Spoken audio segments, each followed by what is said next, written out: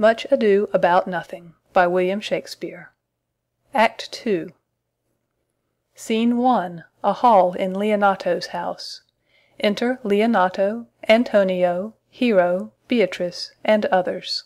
Was not Count John here at supper? I saw him not. How tartly that gentleman looks. I never can see him, but I am heartburned an hour after. He is of a very melancholy disposition. He were an excellent man that were made just the midway between him and Benedict. The one is too like an image, and says nothing, and the other too like my lady's eldest son, evermore tattling. Then half Signor Benedict's tongue in Count John's mouth, and half Count John's melancholy in Signor Benedict's face. With a good leg and a good foot, uncle, and money enough in his purse.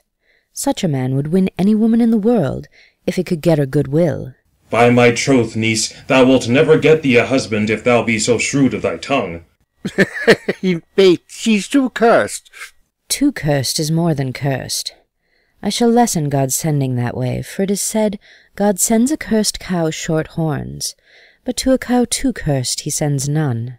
So by being too cursed God will send you no horns? Just. If he sends me no husband, for the which blessing I am at him upon my knees every morning and evening. Lord, I could not endure a husband with a beard on his face. I'd rather lie in the woollen. You may light on a husband that hath no beard. What should I do with him?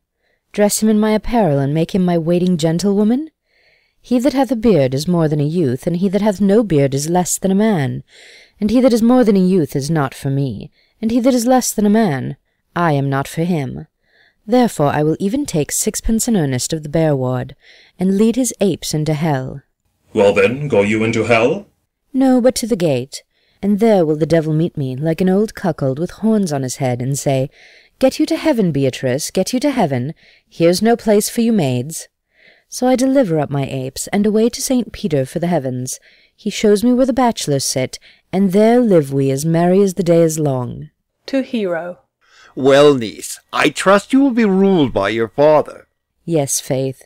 It is my cousin's duty to make curtsy and say, Father, as it please you. But yet, for all that, cousin, let him be a handsome fellow, or else make another curtsy and say, Father, as it please me. Well, niece, I hope to see you one day fitted with a husband. Not till God makes men of some other metal than earth. Would it not grieve a woman to be overmastered with a piece of valiant dust? To make an account of her life to a clod of wayward marl? No, uncle, I'll none. Adam's sons are my brethren, and truly I hold it a sin to match my kindred. Daughter, remember what I told you. If the prince do solicit you in that kind, you know your answer. The fault will be in the music, cousin, if you be not wooed in good time. If the prince be too important, tell him there is measure in everything, and so dance out the answer. For hear me, hero, wooing, wedding, and repenting is as a Scotch jig, a measure, and a cinque pace. The first suite is hot and hasty, like a Scotch jig, and full as fantastical. The wedding, mannerly modest, as a measure, full of state and ancientry. And then comes repentance, and with his bad legs falls into the cinque pace faster and faster, till he sink into his grave. Cousin, you apprehend passing shrewdly. I have a good eye, uncle. I can see at church by daylight. The revellers are entering. Brother, make good room. Enter Don Pedro, Claudio, Benedict, Balthazar, Don John, Borachio, Margaret, Ursula, and others, masked. Lady, will you walk about with your friend? So you walk softly and look sweetly and say nothing, I am yours for the walk, and especially when I walk away. With me in your company? I may say so, when I please. And when please you to say so? When I like your favour. For God defend the lute should be like the case. My visor is Philemon's roof, within the house is Jove. Why then, your visor should be thatched. Speak low if you speak love. Takes her aside. Well, I would you did like me. So would not I for your own sake, for I have many ill qualities. Which is one? I say my prayers aloud. I love you the better. The hearers may cry Amen. God, match me with a good dancer. Amen. And God keep him out of my sight when the dance is done. Answer, clerk. No more words. The clerk is answered. I know you well enough. You are Signor Antonio. At a word, I am not. I know you by the waggling of your head. Oh, to tell you true, I counterfeit him. You could never do him so ill well, unless you were the very man. Here's his dry hand up and down. You are he. You are he. At a word, I am not. Come, come. Do you think I do not know you by your excellent wit? Can virtue hide itself? Go to, mum. You are he. Graces will appear, and there's an end. Will you not tell me who told you so? No, you shall pardon me. Nor will you not tell me who you are? Not now. That I was disdainful, and that I had my good wit out of the 100 merry tales. Well, this was Signor Benedict that said so. What's he? I'm sure you know him well enough. Oh, not I, believe me. Did he never make you laugh? I pray you, what is he? Why, he is the prince's jester, a very dull fool. Only his gift is in devising impossible slanders. None but libertines delight in him, and the commendation is not in his wit, but in his villainy, for he both pleases men and angers them, and then they laugh at him and beat him. I am sure he is in the fleet. I would he had boarded me. When I know the gentleman, I'll tell him what you say. Do, but he'll break a comparison or two on me, which, peradventure not mocked or laughed at, strikes him into melancholy, and then there's a partridge wing saved, for the fool will eat no supper that night. Music within. We must follow the leaders. In every good thing? Nay, if they lead to any ill, I will leave them at the next turning. Dance. Then exeunt all but Don John, Borachio, and Claudio. Sure, my brother is amorous on Hero, and hath withdrawn her father to break with him about it. The ladies follow her, but one visor remains. And that is Claudio. I know him by his bearing. Are you not Signor Benedict? You know me well. I am he. Signor, you are very near my brother in his love. He is enamoured on Hero. I pray you dissuade him from her. She is no equal for his birth. You may do the part of an honest man in it. How know you he loves her? I heard him swear his affection. So did I too, and he swore he would marry her tonight. Come, let us to the banquet. Exeunt Don John and Borachio. Thus answer I in name of Benedict. But hear these ill news with the ears of Claudio. 'Tis certain so. The prince woos for himself. Friendship is constant in all other things, save in the office and affairs of love. Therefore all hearts in love use their own tongues. Let every eye negotiate for itself, and trust no agent. For beauty is a witch, against whose charms faith melteth into blood. This is an accident of hourly proof, which I mistrusted not. Farewell, therefore, hero. Re-enter Benedict. Count Claudio. Ye, the same. Come, will you go with me? Whither? Even to the next willow about your own business, Count. What fashion will you wear the garland of? About your neck like a usurer's chain, or under your arms like a lieutenant's scarf? You must wear it one way, for the prince hath got your hero. I wish him joy of her. Why, that's spoken like an honest drovier. So they sell bullocks. But did you think the prince would have served you thus? I pray you, leave me.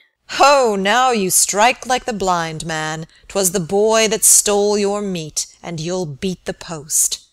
If it will not be, I'll leave you. Exit. Alas, poor hurt fowl, now will he creep into sedges. But that my lady Beatrice should know me and not know me. The prince's fool? Ha! It may be I go under that title because I am merry. Yea, but so I am apt to do myself wrong. I am not so reputed. It is the base though bitter disposition of Beatrice that puts the world into her person and so gives me out. Well, I'll be revenged as I may. Re-enter Don Pedro. Now, Signor, where's the Count? Did you see him? Troth, my lord, I have played the part of Lady Fame. I found him here as melancholy as a lodge in a warren. I told him, and I think I told him true, that your grace had got the goodwill of this young lady, and I offered him my company to a willow tree, either to make him a garland as being forsaken, or to bind him up a rod as being worthy to be whipped. To be whipped? What's his fault? The flat transgression of a schoolboy, who being overjoyed with finding a bird's nest, shows it his companion, and he steals it. Wilt thou make a trust a transgression? The transgression is in the stealer. Yet it had not been amiss the rod had been made, and the garland too. For the garland he might have worn himself, and the rod he might have bestowed on you, who, as I take it, have stolen his bird's nest. I will but teach them to sing, and restore them to the owner. If their singing answer your saying, by my faith you say honestly. The lady Beatrice hath a quarrel to you. The gentleman that danced with her told her she is much wronged by you. Oh, she misused me past the endurance of a block. An oak but with one green leaf on it would have answered her. My very visor began to assume life and scold with her.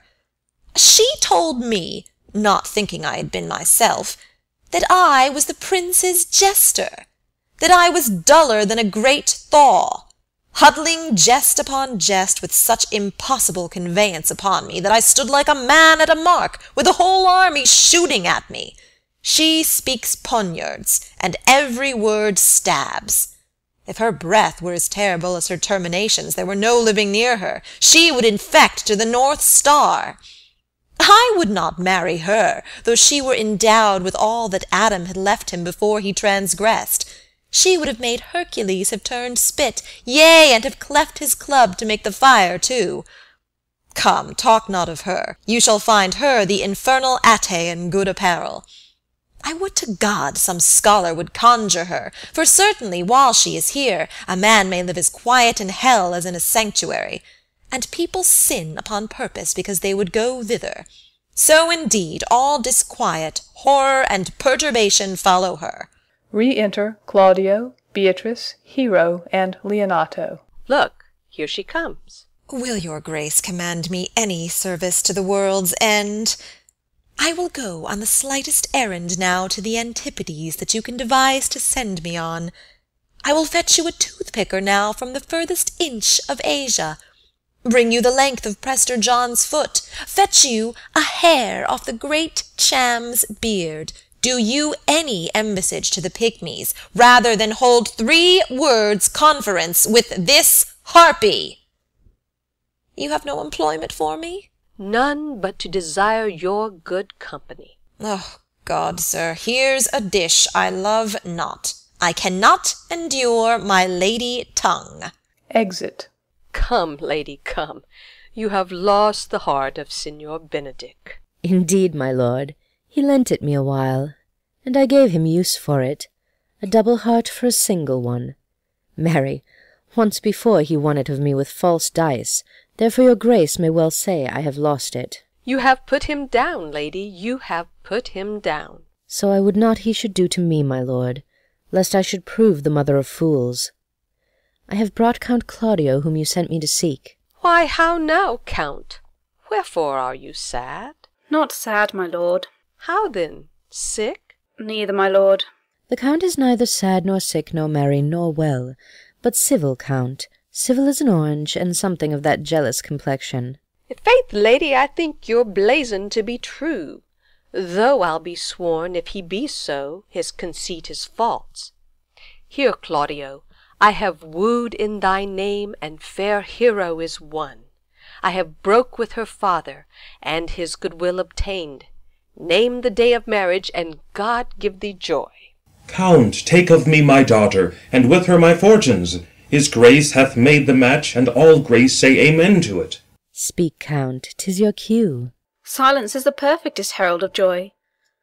I were but a little happy if I could say how much. Lady, as you are mine, I am yours. I give away myself for you, and dote upon the exchange. Speak, cousin, or if you cannot, stop his mouth with a kiss, and let not him speak neither. In faith, lady, you have a merry heart. Yea, my lord, I thank it, poor fool. It keeps on the windy side of care. My cousin tells him in his ear that he is in her heart. And so she doth, cousin. Good Lord, for alliance! Thus goes every one to the world but I, and I am sunburnt. I may sit in a corner and cry hi-ho for a husband. Lady Beatrice, I will get you one. I would rather have one of your father's getting. Hath your grace ne'er a brother like you?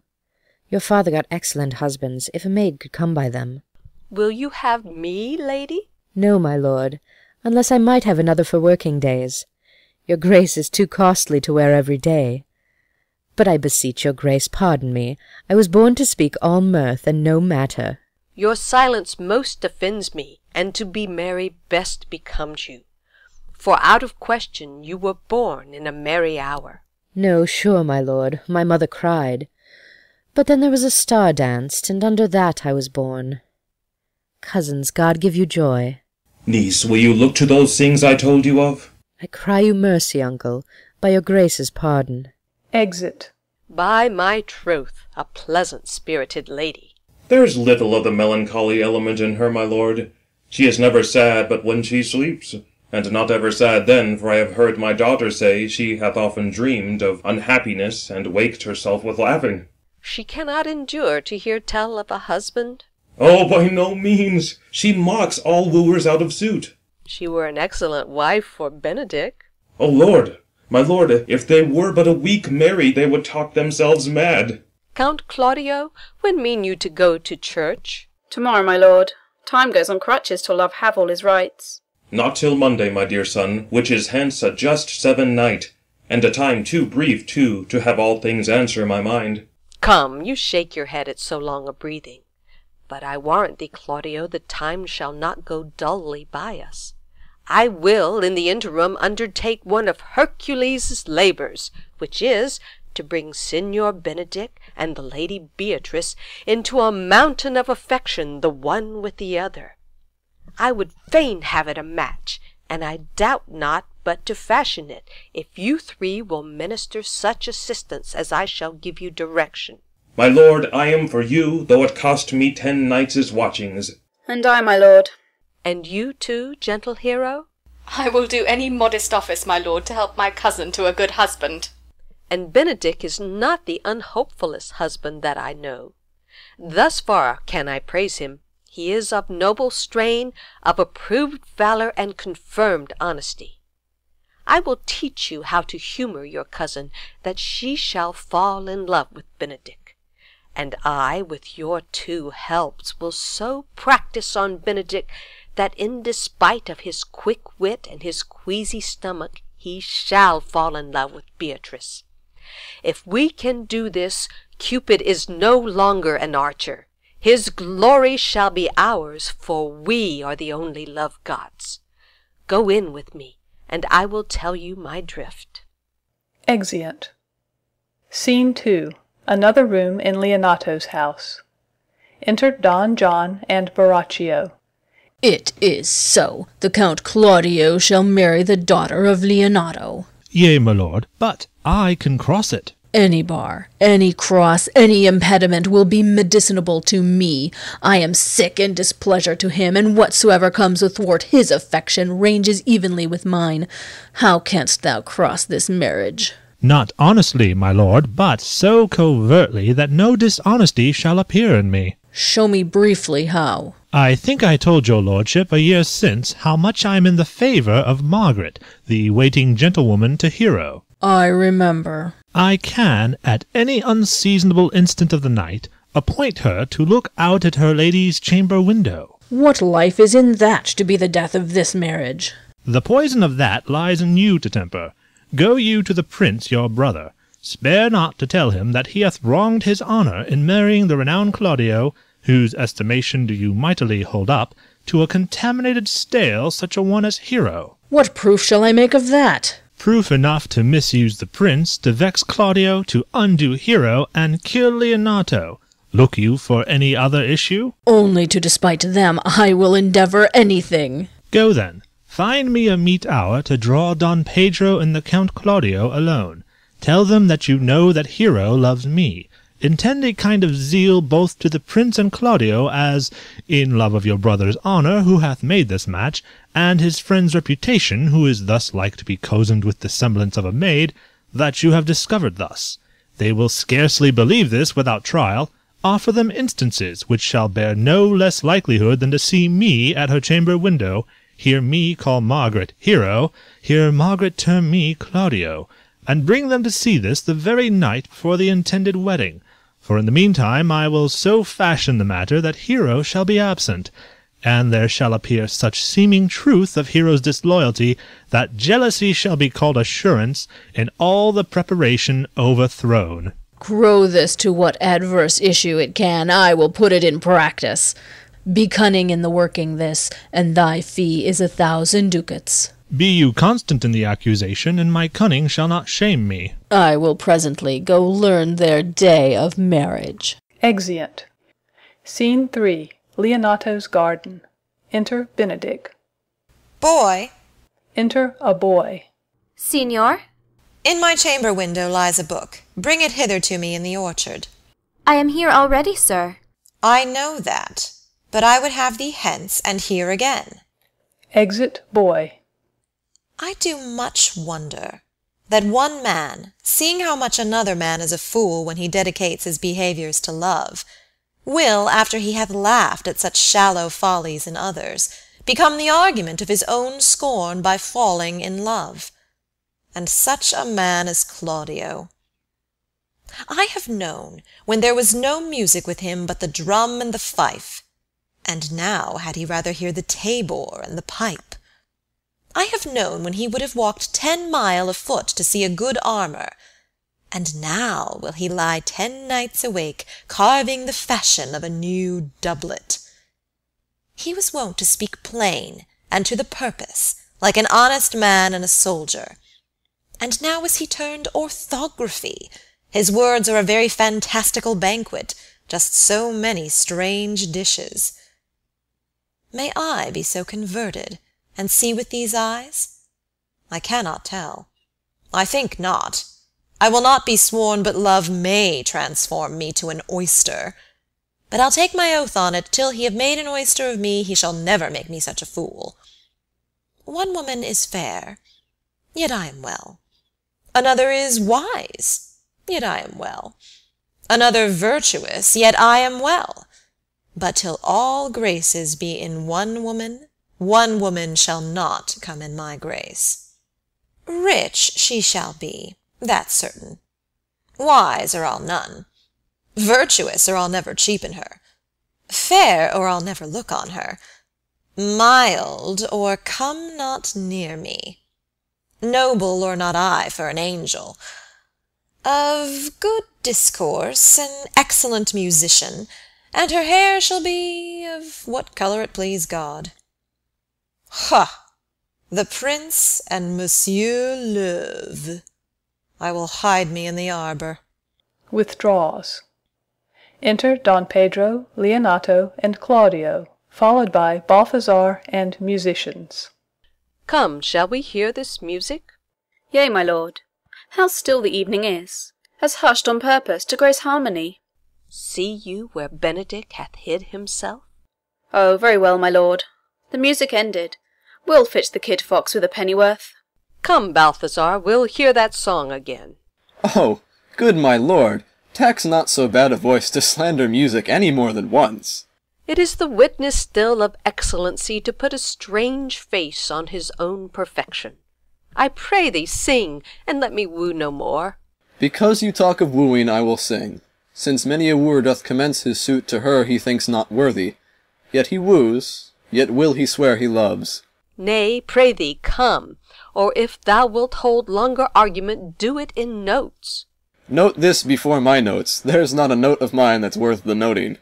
Why, these are very crotchets that he speaks. Notes, notes, forsooth, and nothing. Music. Oh, now, divine air, now is his soul ravished. Is it not strange that sheep's guts should hale souls out of men's bodies? Well, a horn for my money when all's done. Balthazar sings. Sigh no more, ladies, sigh no more. Men were deceivers ever. 1 foot in sea and one on shore, to one thing constant never.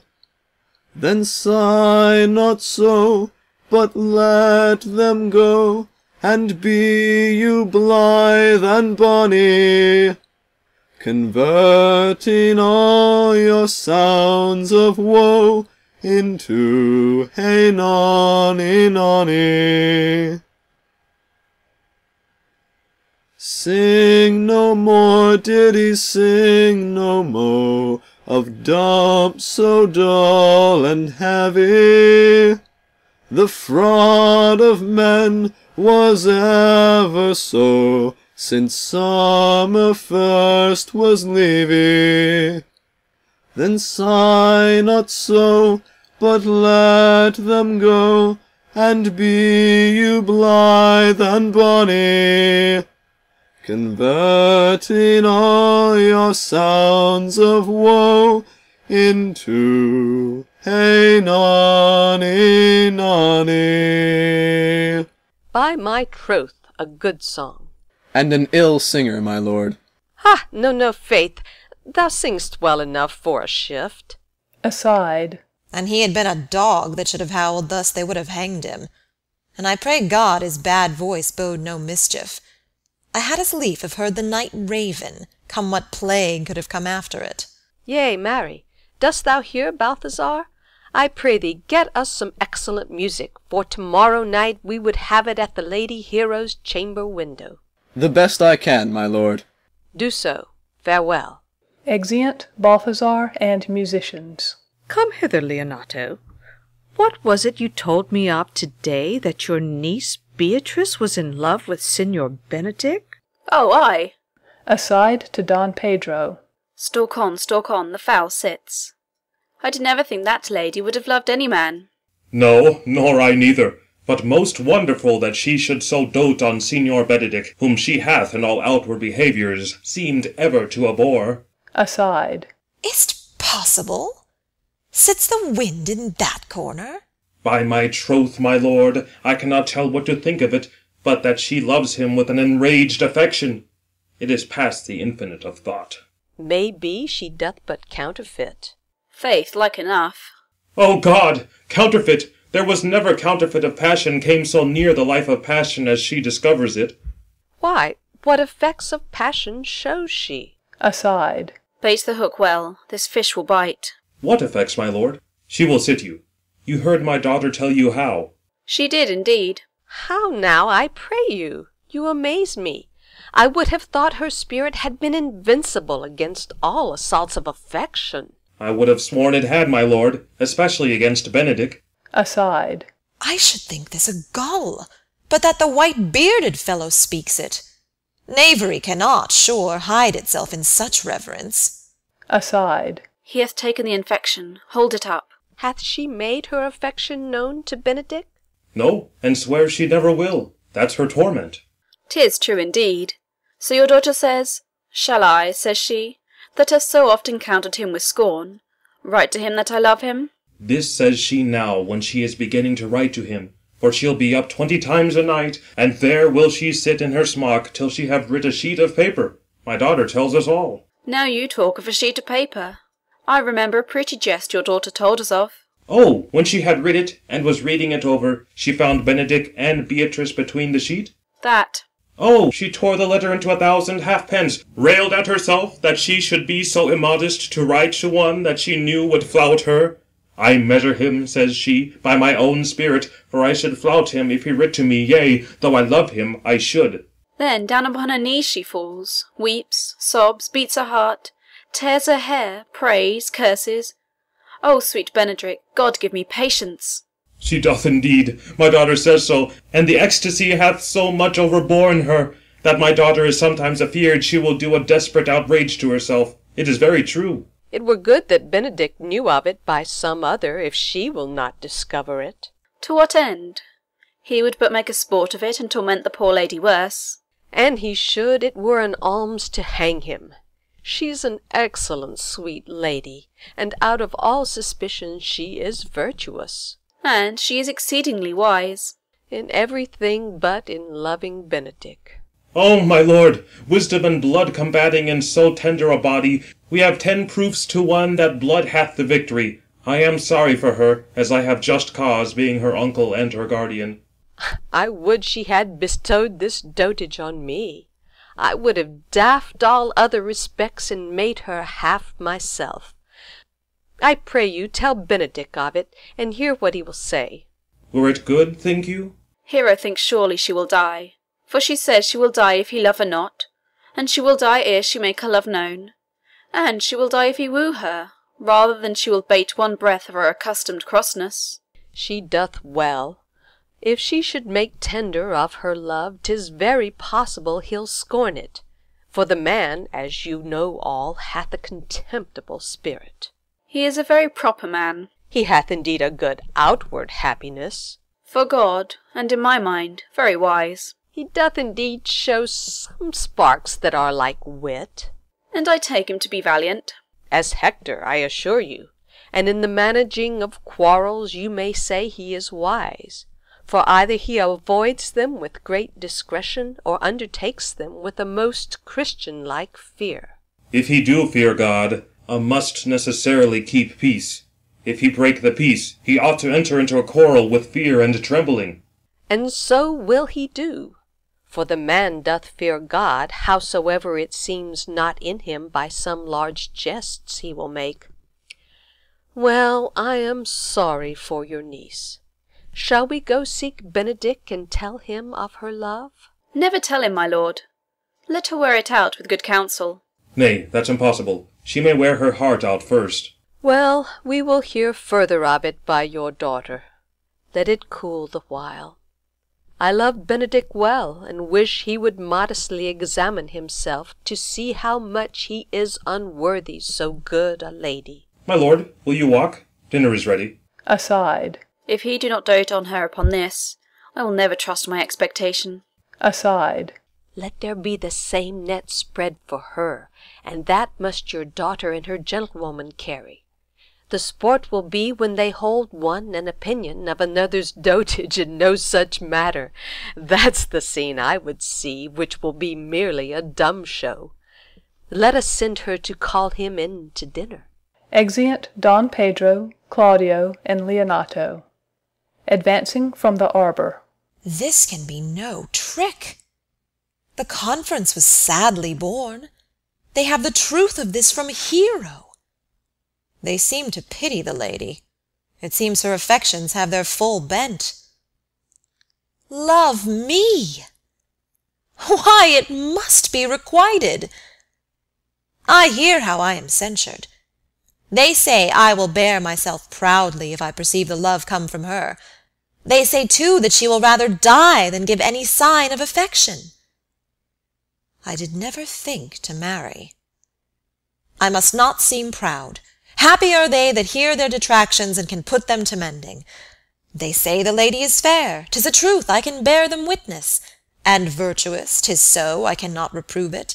And wise, but for loving me. By my troth, it is no addition to her wit, nor no great argument of her folly, for I will be horribly in love with her. I may chance have some odd quirks and remnants of wit broken on me, because I have railed so long against marriage. But doth not the appetite alter? A man loves the meat in his youth that he cannot endure in his age. Shall quips and sentences and these paper bullets of the brain awe a man from the career of his humour? No! The world must be peopled. When I said I would die a bachelor, I did not think I should live till I were married. Here comes Beatrice. By this day, she's a fair lady. I do spy some marks of love in her. Enter Beatrice. Against my will, I am sent to bid you come in to dinner. Fair Beatrice, I thank you for your pains. I took no more pains for those thanks than you take pains to thank me. If it had been painful, I would not have come. You take pleasure, then, in the message? Yea, just so much as you may take upon a knife's point, and choke a dog withal. You have no stomach, Signor, fare you well. Exit. Ha! Against my will I am sent to bid you come in to dinner. There's a double meaning in that. I took no more pains for those thanks than you took pains to thank me. That's as much as to say, any pains that I take for you is as easy as thanks. If I do not take pity of her, I am a villain. If I do not love her, I am a Jew. I will go get her picture. Exit. End of Act 2.